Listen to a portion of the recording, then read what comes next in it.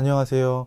구독해두면 언젠가 한 번은 반드시 도움이 되는 생계형TV입니다. 코로나 바이러스의 계속되는 확산에 따라서 정부에서 오늘 12월 27일을 기점으로 거리두기 단계를 3단계로 격상하게 될지 말지에 대해서 발표를 할 예정인데요. 다들 뉴스 등을 통해서 사회적 거리두기의 단계가 1, 1.5, 2, 2.5, 3단계 총 5단계로 나눠져 있구나 라고만 알고 계시지 이 정확한 기준에 대해서는 잘 모르시는 분들이 많으실 것으로 생각이 되고 3단계로 격상됐을 때 일상생활에 어떤 부분의 변화가 있을지에 대해서 안내해 드리려고 합니다.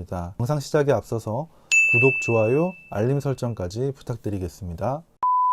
최근 일주일간 코로나 바이러스의 확산세가 꺾이지 않고 있는 상황인데요. 크리스마스 휴일이라서 검사자 수가 줄었음에도 불구하고 확진자 수는 여전히 일주일 정도 일일 1000명 수준에서 떨어지지 않고 있는 상황입니다. 현재 적용되고 있는 거리두기 단계는 2.5단계가 적용 중이고 오늘 12월 27일 정부에서는 거리두기를 최고 단계인 3단계로 격상할지 말지에 대해서 발표할 예정인데요. 아직까지 3단계로 격상된 적은 없었다 보니까 혹시나 3단계로 거리두기가 격상되었을 때 일상생활에 어떤 변화가 있을지에 대해서 보건복지부에서 게시해둔 거리두기 관련 기준표를 보면서 알아보도록 하겠습니다.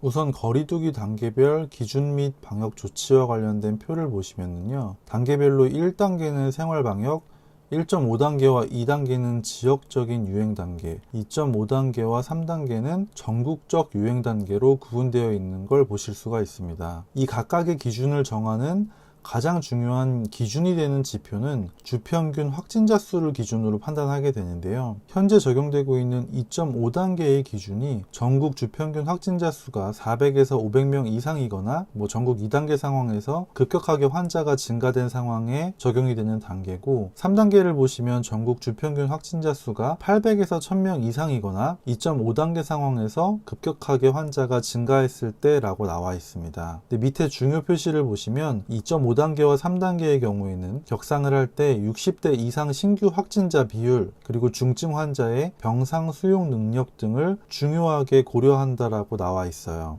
그러니까 확진자 수만으로 격상을 판단하는 건 아니고 60대 이상 비율, 중증 환자의 수용 능력을 본다라는 건 실제로 코로나19에 감염되었을 때 환자가 사망에 이를 확률이 높은 계층이 많이 감염되고 있는지 그리고 이를 수용할 만한 병상이 준비되어 있는지를 중요한 기준으로 삼고 있다는 걸 알 수 있습니다. 현재 시점으로 주평균 확진자가 이미 1000명을 넘어서고 있다 보니까 3단계로의 격상을 고심 중인 상황이고 여기에서 세부 데이터를 통해 위험 환자군의 비율과 수용 가능 병상 수를 보고 판단해서 발표를 하게 되겠죠. 단계 격상에 대한 판단은 어차피 정부에서 하게 될 거고 우리 일반 국민들 입장에서는 요 맨 밑에 있는 핵심 메시지 부분을 보고 행동을 하시면 되는데요. 이 전국적 대유행 하에 원칙적으로 집에 머무르면서 다른 사람과의 접촉을 최소화한다라고 나와 있습니다. 근데 실제로 2.5단계인 지금과 메시지 자체는 크게 다르지 않습니다. 실제로 우리 생활에 영향을 미치게 될 요 주요 방역 조치에 대한 표로 넘어가 보시면은요.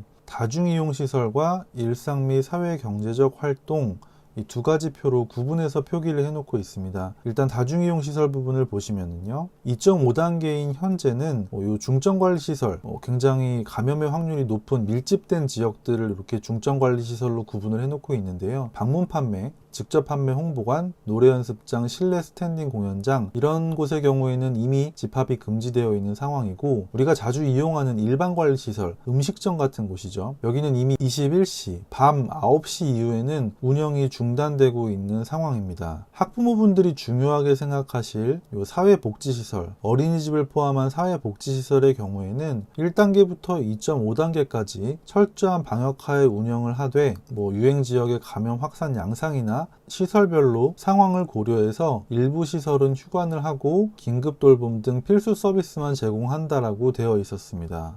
그런데 3단계로 격상될 경우에는 사실상 셧다운에 가까운 조치라고 생각을 하시면 됩니다. 보시면 대부분의 시설, 필수 시설 외에 집합 금지 이외 시설도 운영을 제한한다라고 나와 있는데요. 우리가 흔히 이용하는 미용실, PC방, 그리고 영화관이나 결혼식장 이런 데도 전부 문을 닫아야 되는 상황이고, 음식점의 경우에도 매장 내 취식이 전면 금지되고 배달만 허용될 가능성이 굉장히 큰 상황입니다. 어린이집의 경우에는 긴급 돌봄을 제외하고는 대부분 휴원, 휴관 등의 조치가 권고되기 때문에 맞벌이 부부 등의 경우에는 좀 이 부분이 많이 걱정이 되실 거라고 생각이 됩니다. 혹시나 어린이집이 휴원할 가능성에 대비하실 필요가 좀 있을 것으로 판단이 되고요. 이 주요 방역 조치 중에 일상 및 사회 경제적 활동 부분으로 넘어가서 보시면, 일단 마스크 착용 의무화 부분은 기존 2.5단계와 동일하게 실내 전체에서 마스크를 착용해야 되고, 2m 이상 거리 유지가 어려운 실외에서도 의무적으로 착용하도록 되어 있기 때문에 딱히 변화가 있는 부분은 아닙니다. 모임 행사 부분은 50인 이상 금지에서 10인 이상 금지로 강화가 되고, 부모님들이 가장 중요하게 생각하실 이 등교 부분의 경우에는